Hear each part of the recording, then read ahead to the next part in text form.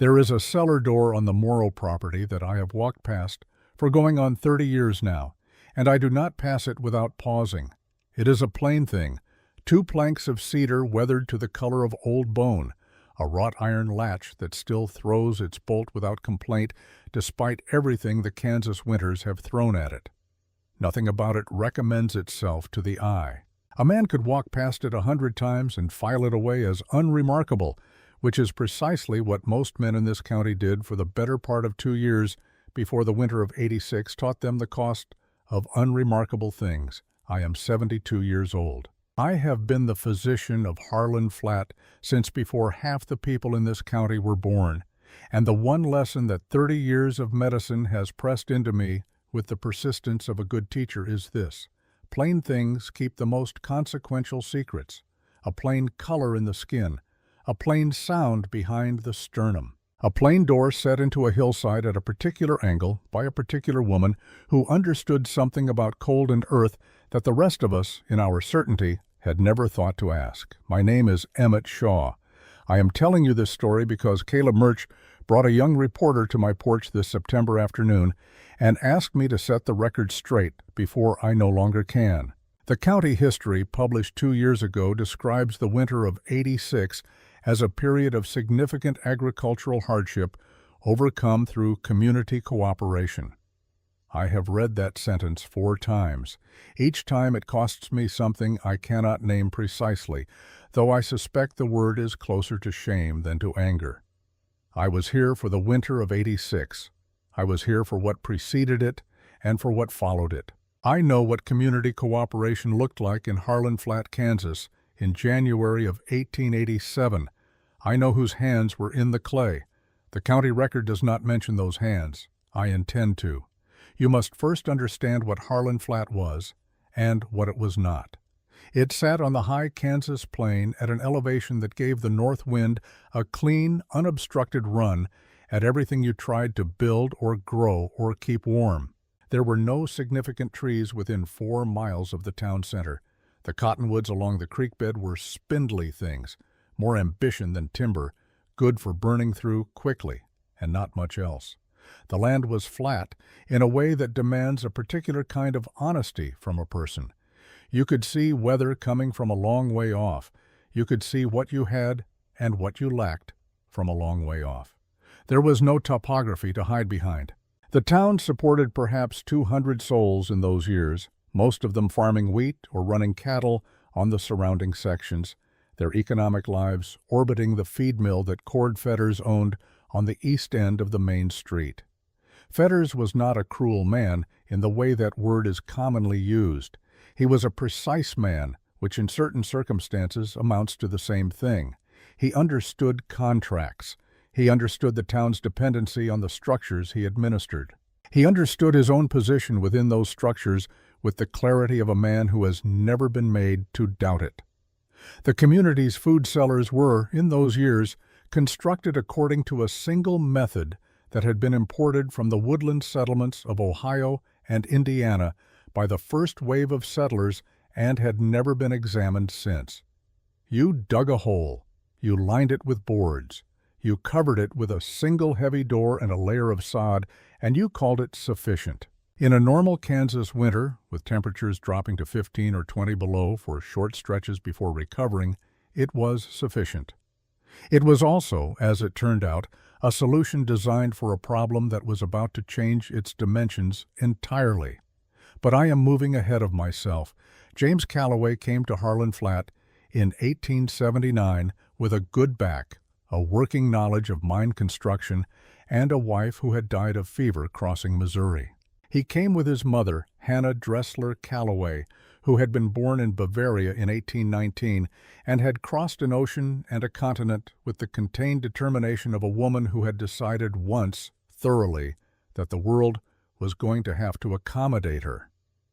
He filed on a section of mixed soil land 2 miles south of town, put up a frame house in the first summer, broke sod until his hands bled, and by 1882 had a farm that produced adequately without ever quite producing well. In 1881, he married Ruth Ida Garrison, who was 22 years old and had been teaching herself mechanical principles from whatever printed material she could locate in Harlan Flat, which was not abundant.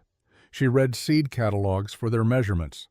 She studied the construction of the new grain elevator through its framing stages, asking questions of the carpenters that they found unusual, coming from a woman of 22, and answered with varying degrees of patience. She had what I can only describe as a structural imagination, an instinct for how weight moved through material, how water found its level, how the forces that a building resisted were as important as the forces it expressed. She had acquired this instinct the way most people acquire their most useful knowledge, which is to say without any institution's assistance. James Calloway died in October of 1883 in a mining accident 40 miles north of Harlan Flat, where he had taken seasonal work to supplement 2 thin harvest years. He was 38. He left Ruth the farm, a mortgage note he had not fully explained to her, and his mother Hannah, who was 64 years old, still vigorous, and spoke English with a German precision that Harlan Flat had always found slightly unnerving. For 2 years, Ruth managed. She is not a woman who uses that word lightly, and I will not use it lightly here. She managed the farm, the mortgage, Hannah, and the running arithmetic of a frontier widow's existence with the same focused attention she had once given to the grain elevator's framing. She sold what she could. She reduced what she could not sell. She kept the note current by one method and another, and when she fell behind by 2 months in the spring of 1885, she went to the bank and made an arrangement she believed was an extension. What it was, in the language of the document she signed, was a consolidation that moved the note's security from the mortgage to the land title itself. Ruth did not have a lawyer. There was no lawyer in Harlan Flat. Cord Fetters, who sat on the bank's advisory board, understood the document. Ruth understood the number she was signing for and believed that number was what mattered. In August of 1885, a fire moved through the Calloway farmhouse from a lamp left burning in an unattended room. The house was a partial loss, the south and west walls gone, the roof compromised, the contents of James Calloway's document box reduced to ash. Among the contents of that box, reduced to ash with everything else, were the original purchase papers, the filed land claim, and every record of prior payment against the note. Ruth had copies of nothing. This was not negligence. This was 1885 in western Kansas, where document storage was a courtesy that life did not always extend. She went to the town council in September with what she had, her memory, Hannah's corroboration, and the names of 2 men in town who had witnessed the original filing. The council met on a Tuesday evening. Cord Fetters chaired the meeting. The council's position, delivered with the procedural courtesy of men who believed procedure was the same thing as justice, was that without documentation, the land claim could not be recognized against the outstanding consolidated note. The witnesses Ruth named were interviewed. Their recollections were noted. They were not, in the council's determination, sufficient to override the written instrument. Ruth asked what she was to do. The council suggested she might find accommodation with family elsewhere, that the county was growing, that opportunities existed for a woman of her capabilities. She was 34 years old. She had no family elsewhere. She had Hannah and the clothes she stood in, and 2 trunks of tools and seed, and the particular kind of anger that does not announce itself because it has already decided what it is going to do. I was not at the council meeting. I heard about it the following morning from Father Reimer, who had attended and who sat in my office for 20 minutes saying nothing useful before telling me what had been decided. I listened. I said I was sorry to hear it. Father Reimer left. I went to the window and looked east along the main street and tried to calculate whether there was anything a doctor with a community practice could usefully do when the community's legal apparatus had just performed an operation that was, by every letter of every instrument, technically correct. I calculated for some time. I reached no satisfactory conclusion. I went back to work. This is the part of the story I have least to be proud of. I am including it because Dr. Shaw getting the record straight means getting all of it straight, including the parts where Dr. Shaw stands at a window and does arithmetic that permits him to remain comfortable. They left on a Thursday morning, the second week of October. Ruth and Hannah with a two-wheeled handcart that Ruth had built herself from the remaining sound lumber of the fire-damaged house. 2 trunks, a spade, a pickaxe, a hatchet, a hand adze. A canvas roll of Hannah's seed packets, each one labeled in her close German script. A tin pot, 2 tin cups, a bedroll, and a quantity of dried corn and preserved pork that Ruth estimated at 6 weeks if they were careful, which she intended to be. Caleb Murch was standing at the mill door when they came up the main street. He was 19 years old and had been working for Fetters for 2 years, and had no opinion about the Calloway situation that he had articulated to anyone. He watched Ruth push the handcart with her shoulders set in the manner of a woman walking through weather she has decided not to acknowledge. He watched Hannah walk beside her at a pace that matched Ruth's without apparent effort, her canvas seed roll tucked under her arm like a parcel she was delivering somewhere specific. He watched until they turned east out of sight past the feed mill. He told me once, years later, that he felt something wrong in his stomach watching them go, the way you feel the angle of a wagon wheel that's about to fail before you can see it clearly. He did not have language for it in October of 1885. He was 19. The language came later, at some cost. They were heading east. The land available to them on a filing they could afford, which was to say land available for almost nothing, lay in that direction, a section that 3 separate families had tried and abandoned in the preceding decade, known locally as the Morrow Place. I knew the Morrow Place. Every person in Harlan Flat knew the Morrow Place, the way you know a word you have no use for, its location, its general character, its reputation for defeating people. The east berm that ran along the property's length caught the morning light wrong and threw a shadow that shortened the growing season by 2 weeks. The topsoil ran thin over a clay subsoil that rejected conventional wheat cultivation. The water source was a seep spring that produced adequately through May and ran dry by August without fail. Nobody wanted the Morrow Place. 3 families had proved it. Ruth Calloway pushed her handcart east toward it without looking back once that I observed, and I observed from my window for longer than I care to admit. I did not know what she was going to find there. I did not know what she was going to build. I did not know that the clay subsoil and the east-facing berm and the seep spring that everybody had failed to use correctly were about to become, in the hands of someone who looked at land and asked different questions than the rest of us asked, the precise materials required to keep 11 families alive through the coldest winter this county has ever recorded. But I am getting ahead of myself again. That was a habit Ruth Calloway broke me of, eventually. She had a particular way of looking at you when you reached a conclusion before the evidence was complete. She did not say anything. She simply waited, with the patience of someone who has learned that the ground will tell you what you need to know if you are willing to put your hands in it. I have been putting this story in order for 15 years. I believe I am finally ready to do it correctly. The Morrow Place in October of 1885 was not a welcoming sight. I know this because I rode out to see it myself 3 days after Ruth and Hannah left town. I told myself it was a professional obligation, that a physician had a duty to know the conditions in which residents of his county were living. This was true, and it was also not the entire truth.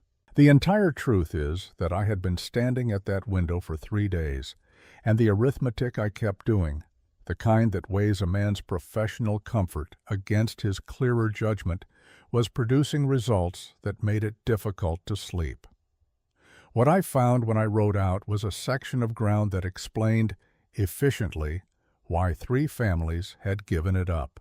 The frame of a house that the last occupants, a family named Morrow, hence the land's informal designation, had abandoned mid-construction 7 years prior. 2 walls fully framed, 1 partial, 1 barely begun. No roof over the north end. The floor was packed earth with the particular smoothness of a surface that had been lived on for a short time and then left to the weather.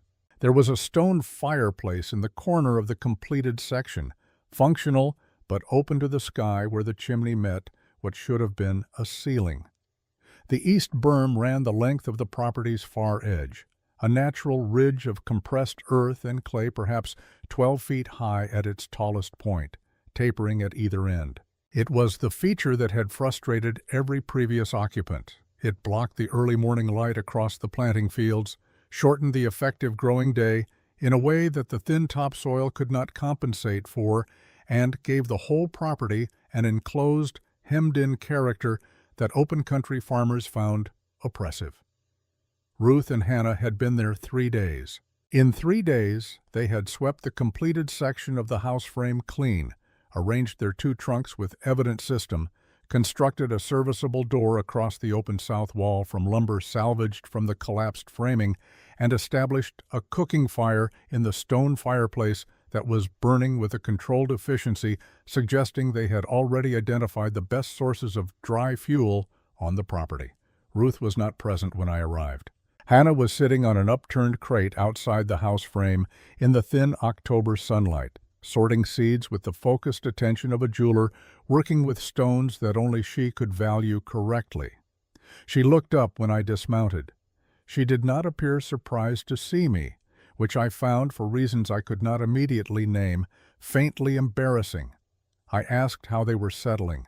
She said, in her careful English, that they were settling adequately. She looked at my horse. She asked if I had come to help or to see. I said I had come to see if they needed anything. She considered this answer for a moment with the expression of a woman who has lived long enough to understand the difference between what a man says and what a man means. Then she returned to her seeds and said that Ruth would be back before dark, and that I was welcome to wait if I had time. I did not have time, or rather, I had time and I used it poorly. I told her to send word if they needed the doctor. I rode back to town.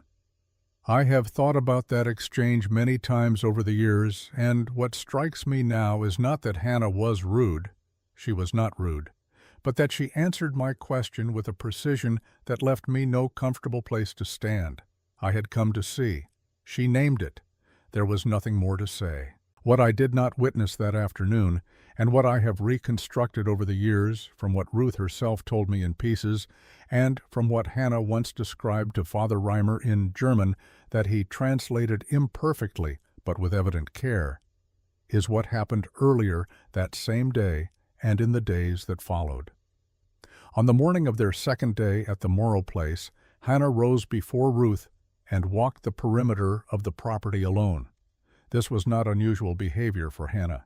Ruth had learned in 4 years of living alongside her that Hannah processed unfamiliar ground the way a physician processes an unfamiliar case, by walking around it slowly, asking it questions it could only answer in physical terms before forming any conclusion. She walked the thin topsoil fields. She walked the dry creek bed of the exhausted Seep Spring. She walked the base of the east berm, trailing her fingers along its exposed face where the October rains had cut a small fresh wash through the surface layer. It was there that she stopped. The wash had exposed a cross-section of the berm's composition. At the surface, a foot or so of mixed topsoil and gravel, the kind of thin, tired earth that the previous occupants had cursed. Below that, a transition zone where the soil color darkened and the texture changed. And below that, beginning at roughly 2 feet depth and continuing as far down as the wash revealed, a stratum of blue-gray clay, dense and fine-grained, with a quality that Hannah recognized in the way you recognize a face you have not seen in 40 years, completely and without any requirement for confirmation. She pressed both palms flat against the exposed clay face. She held them there for a long moment. The clay was cool against her skin, but not with the sharp, biting cold of the surface air. It was a different temperature entirely, a deep, steady, subterranean cool that held itself apart from the weather above it with the self-possession of something that has never had any reason to hurry. She made a small sound that Ruth, coming up behind her, did not know how to interpret. Ruth asked what she had found. Hannah removed her hands from the clay face and looked at them, then at the exposed stratum, then at the full length of the berm. She said one word in German, Keller. Then she picked up her coat from where she had set it on the ground and walked back toward the house frame. And Ruth, who had learned that Hannah moved toward conclusions the way cold moves into ground, quietly, at depth, without announcement, followed. What Hannah knew about cellars she had learned before she learned English in the foothills of Bavaria, where her family had kept food through winters that carried their own opinions about what survived and what did not.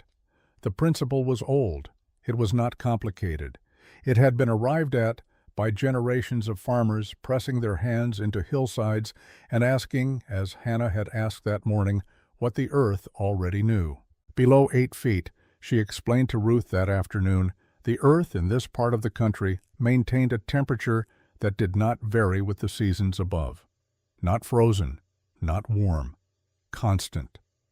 35, perhaps 38 degrees Fahrenheit, held there by the mass of the earth itself, which absorbed summer's heat slowly and released it slowly and arrived at winter indifferent to whatever the air above had decided to do. A cellar dug straight down, she said, fought this principle rather than using it. A straight hole invited the cold air to fall in from above, let the frost line descend through its wooden walls with each deep freeze, and depended for its temperature stability on sod and lumber and the hope that the winter would not press too hard. In a normal year, it held. In a year that pressed hard, it did not. A cellar dug sideways into the face of a hillside intercepted the earth's constant temperature before the air's variable cold could reach it. You were not fighting the winter. You were stepping behind it. Ruth listened to this with the specific quality of attention she reserved for structural problems, sitting very still, looking at her hands, asking occasional questions that confirmed she was building a picture rather than simply accumulating information. She asked about the entry. She asked about moisture. She asked why a hillside was better than a deeper hole in open ground. Hannah answered each question in her particular way, which was to reach for a stick and draw in the dirt, the shape of the excavation, the angle of the entry tunnel, the reason for 2 doors rather than 1. The 2 doors Ruth questioned most carefully. Hannah drew the cross-section again and pointed to the space between the 2 door frames. 18 inches of tunnel open on both sides, sealed by nothing but stillness. The first door stopped the wind. The second door stopped what the first one missed. Between them, a column of air that moved only when a door opened, that held its temperature because it was held in geometry rather than material, that cost nothing to build beyond the lumber for a second frame. Still air, Hannah said, holds warmth more faithfully than any wall. Ruth looked at the drawing in the dirt for a long time. I have thought about what she was seeing in those marks, and I believe she was doing what she always did when presented with a structural principle. She was running it forward, testing its failure modes, looking for the conditions under which it would not work. She asked about summer. She asked about fire risk. She asked why, if this was known, it was not how cellars were built in Harlan Flat. Hannah looked at her steadily for a moment. Because no one asked me, she said. Ruth picked up the spade. They did not begin with the cellar. This surprised me when Ruth explained it years later. I had imagined the work proceeding in the obvious order. Site, excavate, build. Ruth's mind did not move in obvious orders. She moved in load-bearing orders, which is a different thing. Before the spade went into the berm, she spent 2 days on the entry problem. The entry tunnel presented a constraint that the Bavarian model did not anticipate. Kansas winters bring not just cold, but freeze-thaw cycles, particularly in the early and late season, where a day above freezing follows a night below it with a regularity that destroys the threshold of any structure whose entrance faces south or southwest into the afternoon sun. A south-facing door, however well built, would be subjected to that daily expansion and contraction, the clay seal cracking and resealing, the frame shifting incrementally with each cycle until the door fit its frame the way an old argument fits a marriage, technically still functional, but with gaps. The east berm faced east. The entry would receive morning light only, no direct afternoon sun, and would sit in shadow from mid-morning onward. The freeze-thaw problem largely resolved itself. Ruth did not know the formal term for what she had identified. She described it to me once as the door not being argued with twice a day, which is as accurate a description of the principle as I have heard in plainer language. She spent the first 2 days marking the excavation boundaries on the berm face with stakes, calculating the angle of the entry tunnel, and determining by probing with an iron rod at intervals across the berm's base where the clay stratum ran most consistently and where it thinned. She found her site, a section of the berm roughly 60 feet from the south corner where the clay ran uninterrupted from 2 feet below the surface to a depth her rod could not reach. She began cutting on the 3rd day. Hannah was beside her for the first hour of that morning. She was not cutting, she was watching Ruth's angle of entry, correcting by degree the tilt of the spade with a touch on Ruth's forearm each time the cut began to steepen. They did not speak. The correction was entirely tactile, the kind of communication that moves between people who have decided that the work is more important than the conversation about the work. On the 4th day, Hannah's hand met the pickaxe wrong. It was a small misalignment, the handle rotating as she swung, the impact landing across the base of her left thumb rather than in her palm. The sound was not loud. Hannah made no sound at all for a moment, and then sat down in the clay dust with the careful deliberateness of a woman who has decided that sitting down is the most useful response available. The thumb was not broken. The tendon running across the base of it was, as I determined when Ruth brought her to me that evening, badly strained. I splinted it. I said she should not grip a tool handle for 6 weeks. Hannah translated this into German in her head, considered it, and told Ruth in English that she would not be cutting for 6 weeks. Ruth looked at the splinted hand for a moment. Then she looked at Hannah. Something passed between them that I was present for and cannot fully describe, except to say that it was not pity on Ruth's side and not apology on Hannah's. It was the rapid, wordless renegotiation of 2 people who have a fixed problem and a changed set of tools. Ruth nodded once. Hannah nodded once. The conversation was complete. From that point on, Hannah directed from a camp stool set at the mouth of the excavation, her good hand holding a straight stick she used to indicate angle, depth, and correction. Ruth cut. The division had always been present, Hannah's knowledge, Ruth's hands, but the injury made it absolute, and in making it absolute, it made it efficient. There was no longer any ambiguity about who held which part of the work. The excavation took 11 days. The chamber that emerged was 8 feet deep into the berm, 14 feet wide, and 6 feet high at the crown. The walls were blue-gray clay, dense and close, the cut surface holding the mark of the spade in clean lines. At 8 feet, the temperature against the wall, measured by the small thermometer I had brought out on my second visit, read 37 degrees Fahrenheit. Outside on the same afternoon, the air temperature was 22 degrees and dropping. Ruth put her palm flat against the clay wall at 8 feet, the same gesture Hannah had made at the berm's face 2 weeks before. She held it there. She did not say anything for a long time. I was standing at the excavation entrance, notebook in hand, and I watched her do this, and I wrote down the temperature differential, and I wrote down the date, and then I wrote in smaller letters below the date a sentence I have never shown anyone until now. She is correct. The principle is sound. I should have said so 3 weeks ago, at the very least, to someone. I did not say so. I rode back to town. The work continued without my endorsement, as it had from the beginning, as it would until January made endorsement beside the point. Outside the berm, the first hard frost of the season settled over Harlan Flat that night like a hand pressing down. Inside the clay chamber at 8 feet, the temperature did not move. The first wall failed on a Tuesday.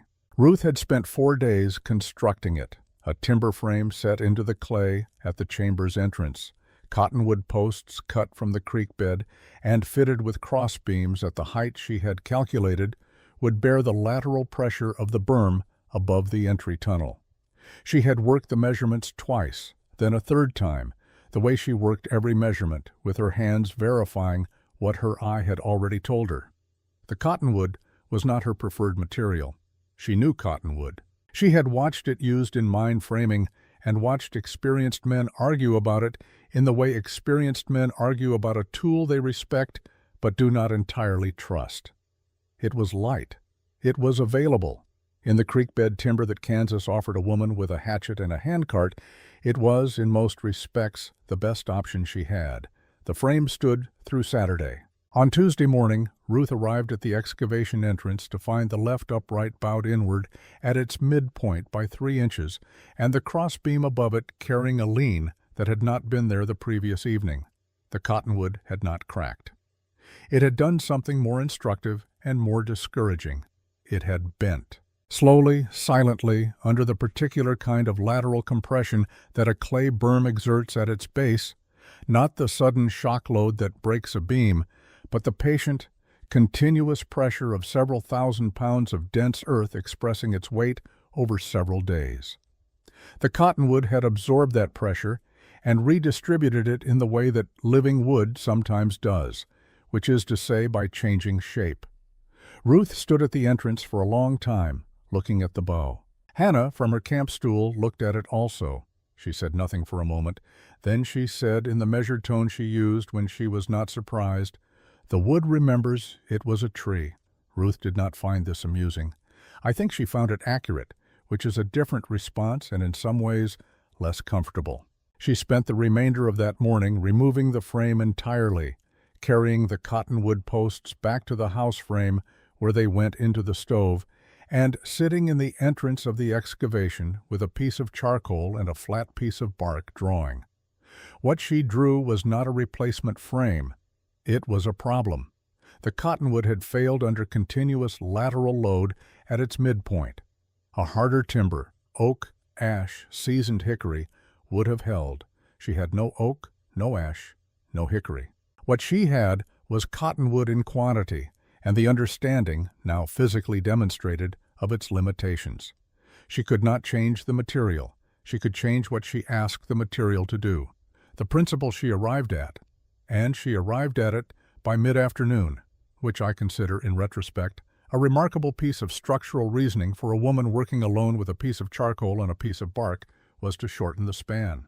A cottonwood post bows at its midpoint under lateral load because its midpoint is unsupported.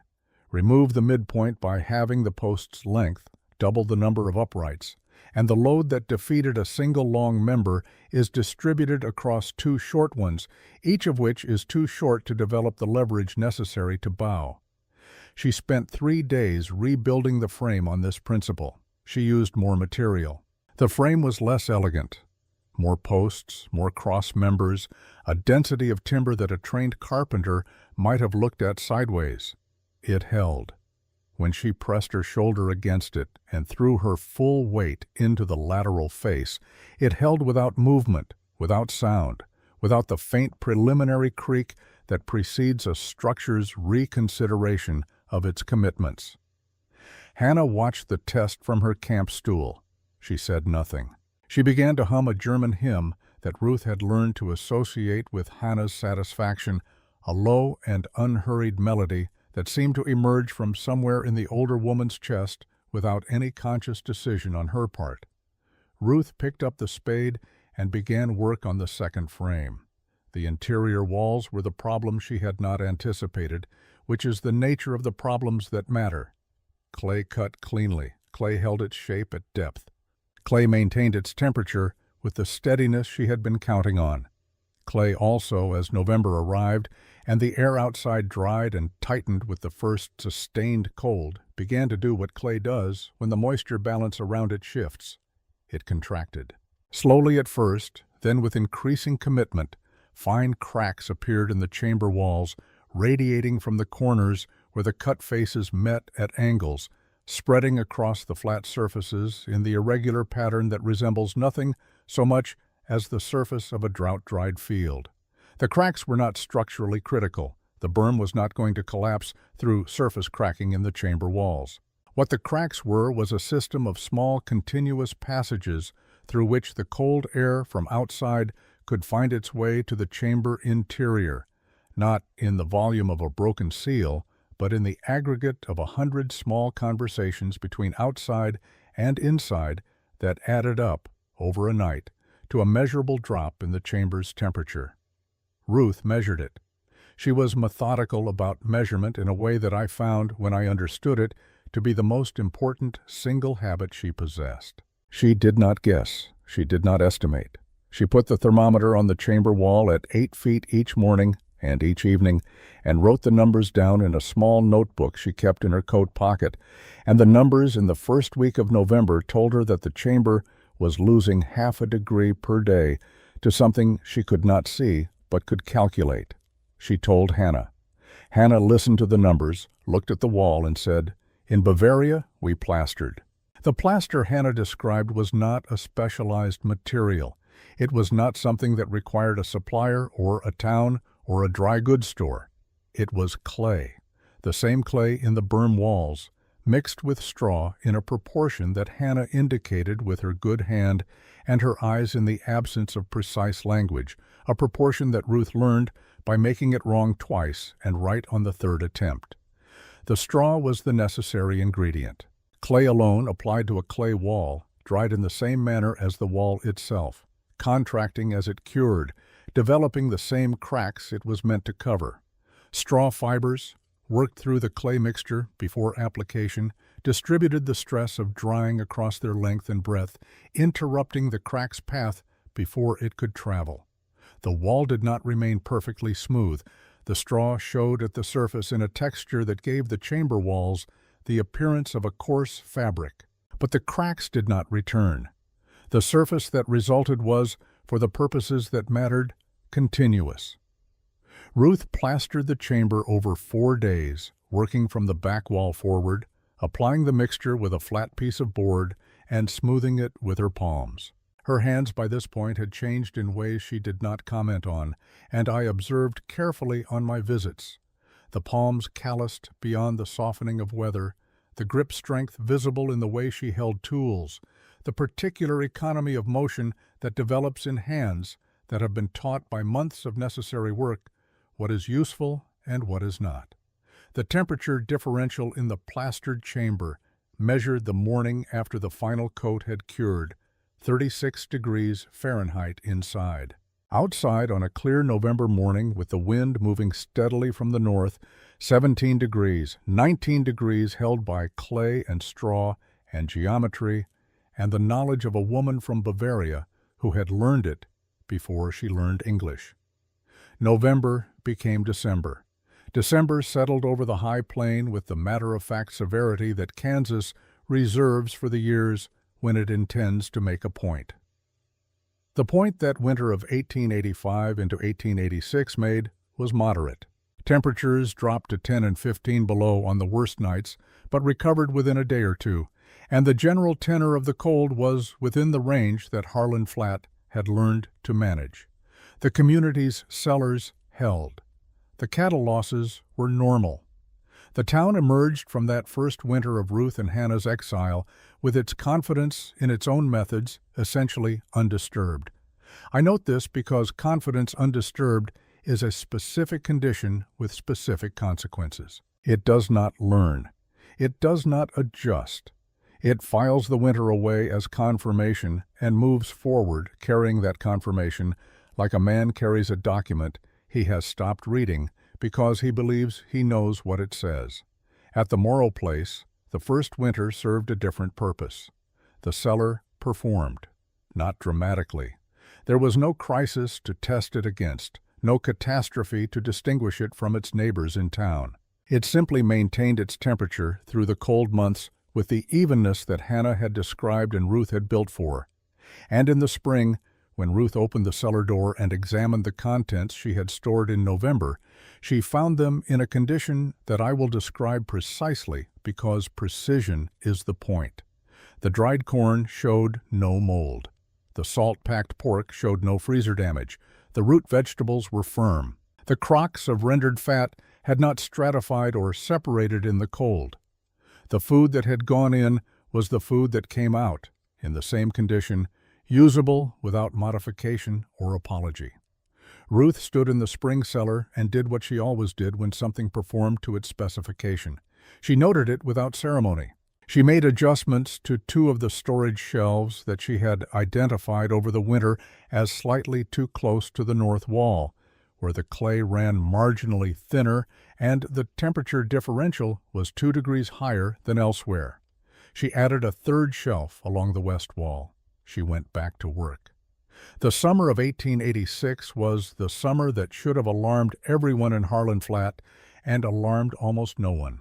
It was dry in a way that went past inconvenient into structural.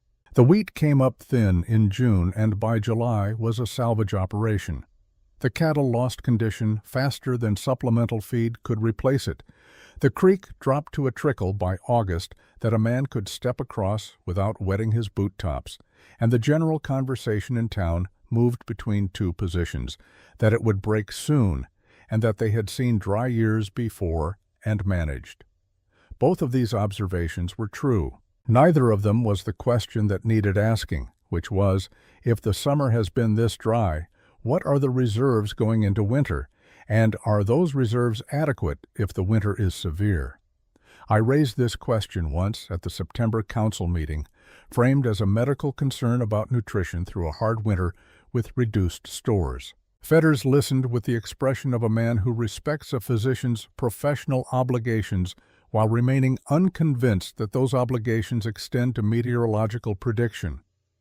The council's position was that supplies would be managed as they had always been managed and that there was no cause for unusual preparation. I did not press the matter. This is the second entry in my account that I include without pride. At the Morrow place that same August, Ruth had been working for 3 weeks on a problem the dry summer had presented. The seep spring that watered the property had followed its established pattern and gone dry in the first week of August, as it had for every previous occupant. Previous occupants had experienced this as the property's terminal flaw. Without water, the Morrow place in August was a set of buildings on ground that could not sustain a garden or a stock animal through the dry months. Ruth had been watching the seep since April.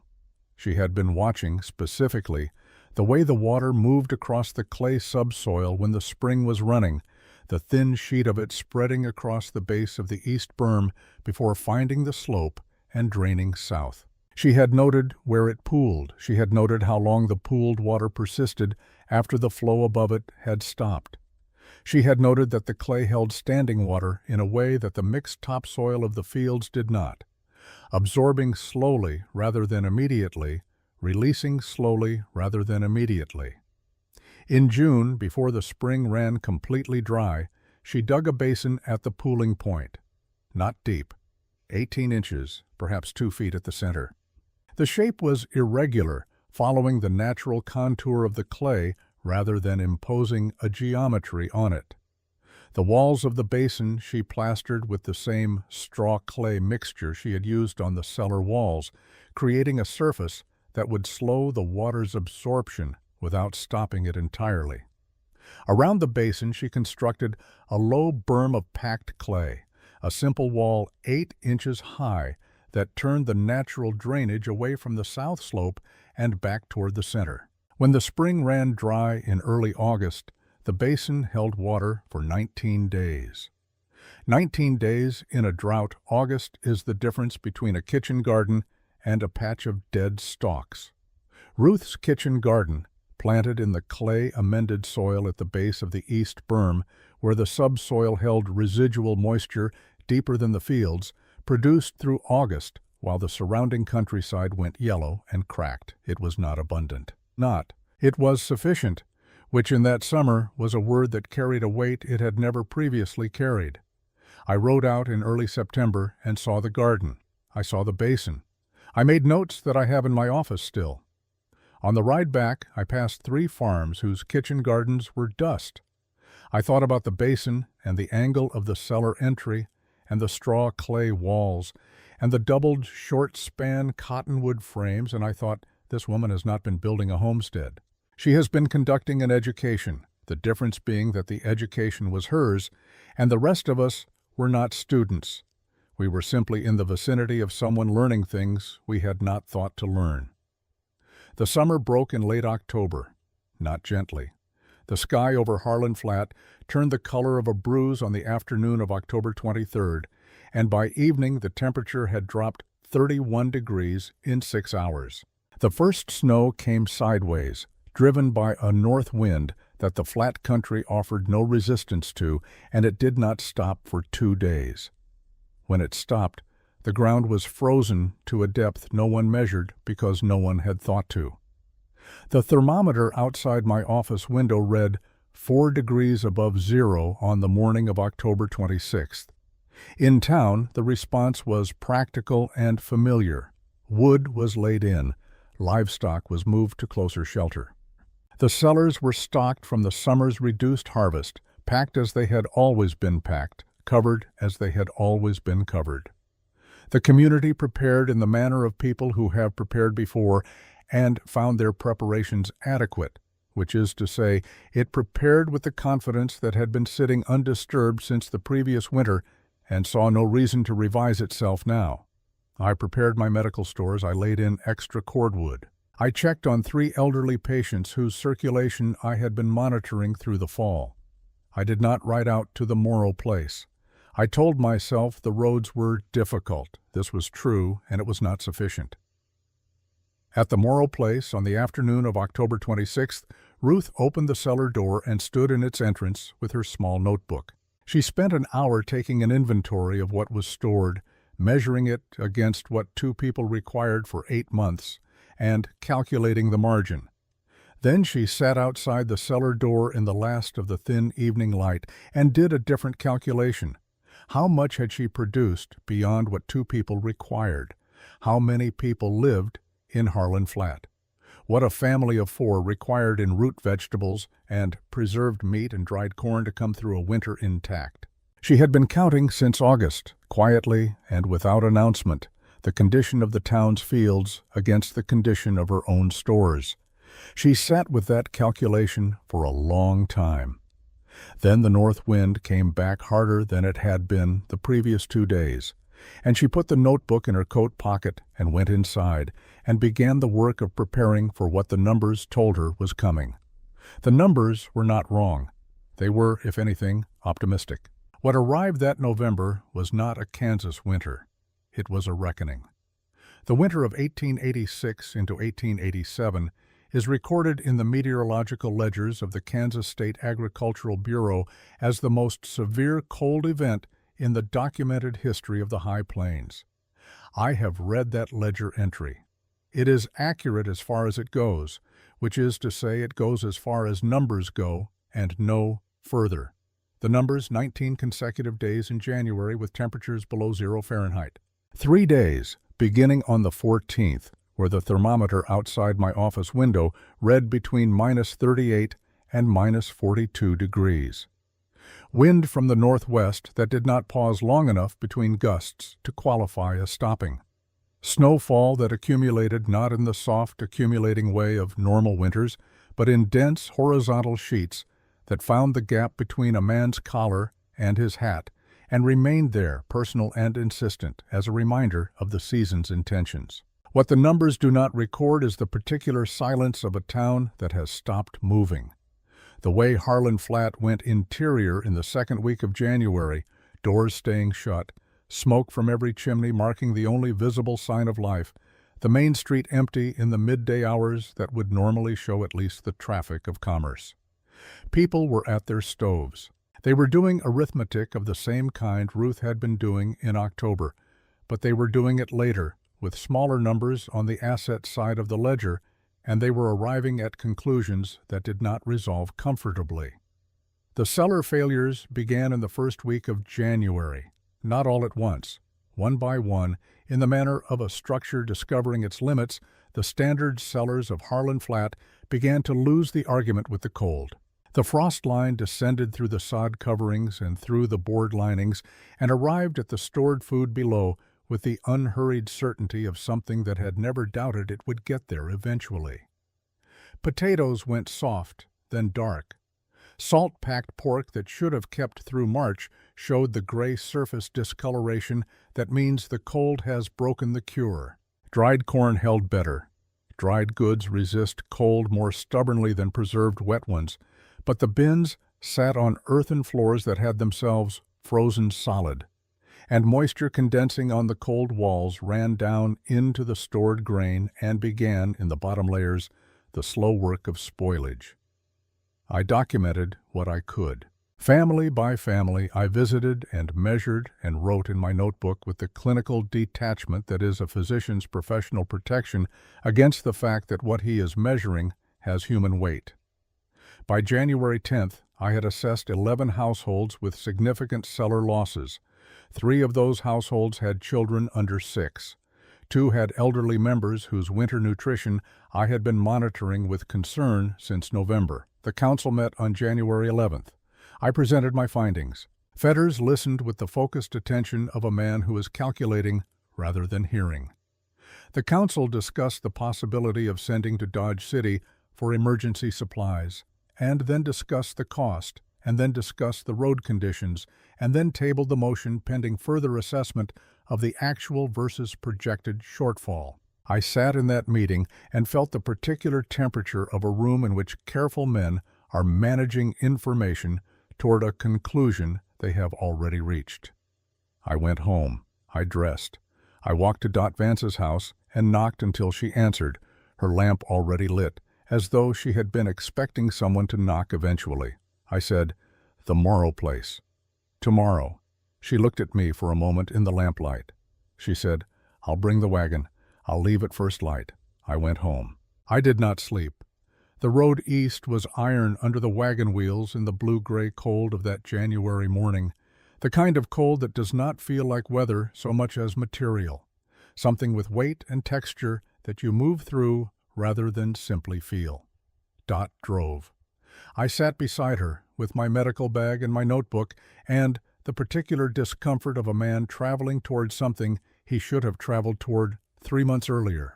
The Morrow place emerged from the low-ground fog at a distance that seemed, in the flat white light of a January morning, both very near and very far. The smoke from Ruth's fire rose in a straight vertical column. No wind at that hour, the cold too dense for wind, and I watched it as we approached with the attention I might give a patient's breathing. Ruth was outside when we arrived. She was splitting wood at the house frame's south wall, working with the measured rhythm of someone who has been doing it long enough that the rhythm is the point rather than the result. She saw the wagon and set the axe in the splitting block and waited for us to come to her. I told her what I had found in town, the cellar losses, the households with children, the council meeting and its outcome. I told her plainly in the order it had happened, without apology or editorial, because Ruth had always received plain information better than any other kind, and because I owed her at least that, the honesty of a man who knows he is asking for something. She listened without expression. When I finished, she looked at Dot. Something passed between them.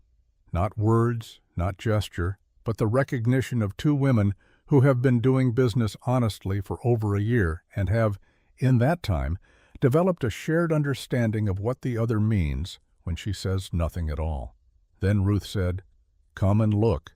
She lifted the wrought iron latch and pulled the outer cellar door open. The tunnel between the 2 doors held its column of still air, undisturbed, exactly as Hannah had described it in the dirt drawing 14 months before. Ruth pulled the inner door open, and we stepped into the chamber. The smell reached me before the temperature.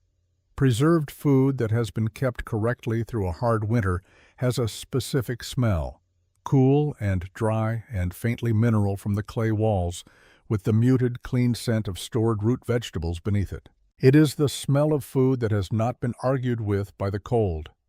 I recognized it the way you recognize a patient's coloring that tells you, before you have measured anything, that something is functioning correctly. I took out the thermometer. I placed it against the clay wall at 8 feet depth. I waited. I read the number, 36 degrees Fahrenheit. Outside in the January morning, we had just stepped in from -22. 58 degrees held by clay and straw and geometry and the knowledge of a woman from Bavaria who had learned it before she learned English. I wrote the number in my notebook. My hand was not entirely steady. The shelves along the west wall held crocks sealed with the straw-clay compound, their surfaces smooth and uncracked. Root vegetables in slatted crates, elevated 6 inches from the floor. Dried corn in canvas bags hung from the timber cross members, away from the walls and their residual moisture. Salt-packed pork in the deep crocks at the back wall where the temperature was most constant. Everything placed with the considered system of someone who had thought about the physics of the space before she had put a single item into it. Dot stood in the center of the chamber for a long time without speaking. Then she reached into her coat and placed a folded paper on the nearest shelf. I recognized it as a document from the store, the kind of paper she used for settled accounts. Ruth unfolded it after we left. I did not see what it said. I know only that she read it once, folded it again, and put it in her coat pocket, and her expression did not change, which with Ruth was the truest indicator of something that mattered. The days that followed do not resolve into a single dramatic account. They resolve into work, which is the appropriate form for what happened. Ruth came to town. Not to the council, not to the main street, not to any public stage that would have framed what she was doing as performance rather than response. She went to the 3 households with the youngest children first. She went into their cellars with the flat-board plastering tool she had carried in her coat and explained in the direct sentences she had developed over 14 months of teaching herself by doing what was wrong and what could be done about it given the materials available. The clay for the interior plaster came from the cut bank of the frozen creek, a quarter-mile from town, where the exposed face provided material that Ruth broke free with a pickaxe and carried back in buckets. The straw was in every barn in Harlan Flat. The labor was an afternoon. The modified cellars held. Not as well as the Morrow place. A retrofit is not a design, and what is built in a day against an existing crisis is not the same as what is built in a month before one. But the modified cellars held well enough. The frost line stopped descending. The stored food stopped its losses. The arithmetic, which had been moving in one direction for 3 weeks, changed direction. Father Reimer came to watch on the second day. He stood at the entrance of the Brower family cellar and observed Ruth's hands on the wall and did not speak. He left without speaking. The following Sunday, from the pulpit, he spoke about the parable of the talents, the one where the man who buried what he was given is asked at the end to account for what he did with it. He did not mention Ruth by name. He did not need to. Cord Fetters came to the Brower cellar on the afternoon of the 3rd day. He stood at the entrance for a time, watching Ruth work. He did not go in. He took out his ledger and wrote something, and I was near enough to see that what he wrote was a number, the temperature reading from the modified cellar's wall, which I had recorded that morning. He put the ledger away. He walked back toward the feed mill without speaking to anyone. In the spring of 1888, a cord of seasoned cottonwood appeared at the Morrow place, cut to stove length, stacked against the house frame's east wall. No bill, no name on the order. Ruth used the wood. She did not ask. I am 72 years old. I have been sitting on this porch for 2 hours, and the September light has moved from the east side of the house to the west, and Caleb Murch's young reporter has filled a considerable number of pages with notes, and I am nearly done. Caleb has not said much, which is Caleb's way. He said his piece at the beginning when he explained to the reporter why he had brought him here, and since then he has been sitting on the porch step with his hat on his knee, looking east toward the Morrow property. The reporter asks me what happened to Ruth Calloway. I look east also, the way Caleb is looking.